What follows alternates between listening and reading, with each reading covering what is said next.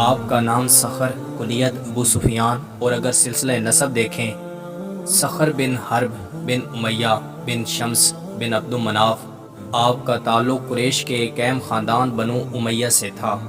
ظہور اسلام کے وقت سب سے زیادہ مخالفت انہی لوگوں کی جانب سے عمل میں آئی۔ آپ کا شمار بھی انہی لوگوں میں ہوتا تھا۔ غزوہ احد میں ابو سفیان ہی قریش کے سردار تھے۔ آپ نے فتح مکہ کے موقع پر اسلام قبول کیا۔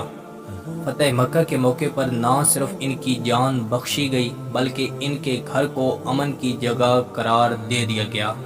قبول اسلام کے بعد حضرت ابو سفیان رضی اللہ تعالی عنہ نے حنین میں شرکت کی۔ مال غنیمت میں ہمارے پیارے پیغمبر محسن انسانیت حضرت محمد صلی اللہ علیہ وسلم نے انہیں 100 اونٹ دیے۔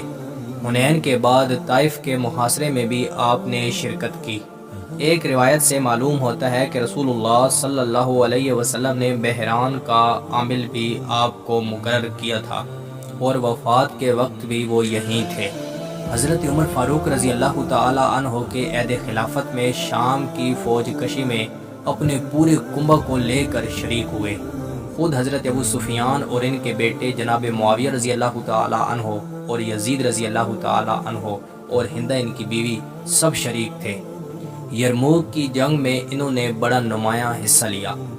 اس غزوہ میں حضرت ابو سفیان رضی اللہ تعالی عنہ کی دوسری آنکھ بھی جاتی رہی۔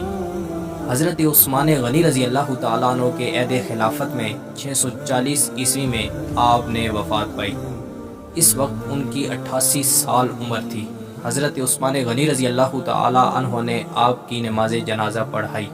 بعض روایتوں سے معلوم ہوتا ہے کہ حضرت امیر معاویہ رضی اللہ تعالیٰ عنہ نے خود ان کی نماز جنازہ پڑھائی۔ آپ رضی اللہ تعالیٰ عنہ کے 2 بیٹے تھے، حضرت یزید اور حضرت معاویہ۔ تاریخ اسلام میں دونوں نے بڑا نام پیدا کیا۔